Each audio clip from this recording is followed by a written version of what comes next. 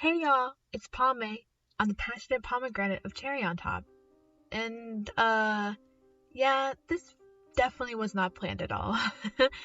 Our editor had some real life stuff to worry about, which we were fine with because we were hoping we could do a new discussion of the Pokemon trailer when things settled down, which is non existent, sadly. And we didn't want to cover the leaks just yet because we were hoping to do a leak recap in the final weeks leading up to Scarlet and Violet, especially since we would probably get a data mine to discuss as well. So we waited and waited, and since there's no sign of a trailer in sight, I had to basically come up with a very simple idea so we could keep this channel's schedule. Normally we have videos planned and made in advance, but this is what we get for delaying, honestly. Lesson learned the hard way. So I wanted to make a quick and very simple video to hopefully tie us over until we get a trailer update.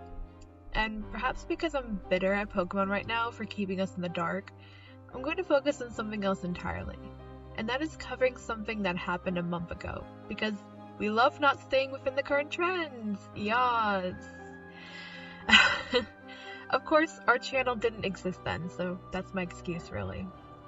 Anyways, last month, a mini direct came out that detailed mainly third-party games that would be releasing either within this year or next year. And going in, I didn't really expect much.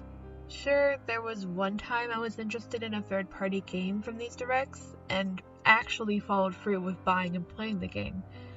But ever since Ever Oasis, I never really found another game within the more niche titles to catch my attention. Sure, I like RPGs, but not so much JRPGs where you control multiple characters in battle. Like I said, there are exceptions, which one day I will complete you, Octopath Traveler. One day. Ever Oasis fit the bill because it was a bit more of a unique RPG to me, and I loved the art and story teases I saw. And that is a beautiful game. I highly encourage playing it if you ever get the chance. I know it's a 3DS game and Nintendo is moving on from the DS family, but if you ever get a hand on a copy, please do try it. So, when I decided to watch the direct a day later, I honestly expected the same as usual, until a certain trailer started to play.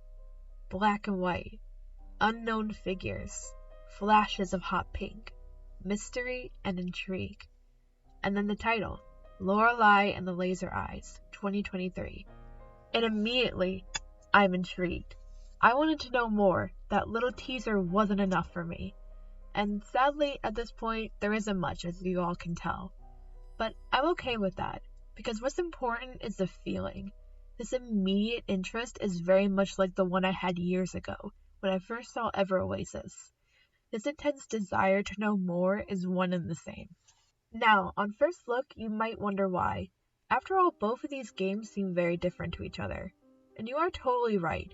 Lorelei and the Laser Eyes is a dark and gritty murder mystery, set in black and white with minimal colors. While Ever Oasis is an action RPG with bright colors and a fun atmosphere. The two couldn't be more different. But what connects them isn't the game, but my interest in them. Both of them intrigued an interest of mine I don't often get to indulge in. Ever Oasis brought me an action RPG that was also a build-an-Oasis simulator. And Lorelei will give me a game that reminds me of an old murder mystery novel. I am a fan of whodunit/murder mystery novels ever since I was a teenager. I attribute it to a book I was assigned to read over the summer before high school, And Then There Were None by Agatha Christie. Which, honestly, I feel is a cliche like, oh wow, your first whodunit is an Agatha Christie novel? Shocker. But no, I instantly fell in love with the whodunit. I honestly wish I could consume more, to be honest. It's a genre that requires a lot of skill to write in an engaging way, to make sure all the threads are knitted together to create an impactful tapestry. Lorelei to me seems straight out of an Agatha Christie novel with a touch of noir. It has the potential to weave an engaging story, one that keeps me on my toes with every new information. I love guessing the culprit, even if I get it wrong. I enjoy the mystery puzzle to figure out who, what, where, why, and how. Even though I normally don't do well with puzzles, especially in puzzle games, the idea of figuring out the mystery makes me want to get through them myself. I honestly wanted to be 2023 already, so I don't slip my mind about Lorelei like I did for Ever Oasis. Like, I legit forgot about Ever Oasis until I saw trailers saying it was coming soon. It was actually kind of funny to me. Hopefully I won't have a repeat, but a lot can happen in a year. Anyways, this is definitely a shorter video, and I'm sure there isn't much of substance here, but I wanted to share my thoughts about a game that interested me a lot from this direct. Especially as I feel a lot more people are focusing on other games in that direct, or maybe you skipped it because it wasn't about the mainline Nintendo titles. I wanted to highlight Lorelei as a game to keep an eye on as well. If you are like me and love whodunits, especially older ones, then maybe this might be worth your time. Comment below what you think about Lorelei and the Laser Eyes, or what you thought about any game in that direct. There were a couple other cute games there I also thought could be pretty cool as well, so maybe that might be more your cup of tea. And let me know if there's anyone else who has played Ever Oasis, because I feel like no one mentions that game, at least from what I can see. Which sucks, because like I said, I think it's a pretty good game. And it also sucks that with the DS family being discontinued, it might be lost to future gamers. I also would like to hear if you like videos in this style, not just from me. I know Lime and Mango also have quick little thoughts like this, so maybe they might be encouraged to share theirs if mine does well. It'd be like a sweet topping to our sundae. One last thing I would ask is for you to sub to our channel and maybe follow our Twitter.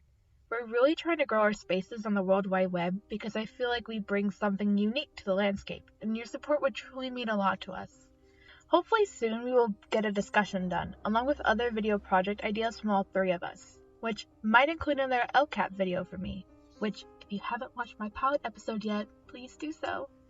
I would hate for you to miss out because you didn't subscribe. This has been Pomé, and I hope this has been refreshing for your tongue and your mind. Enjoy your Sunday!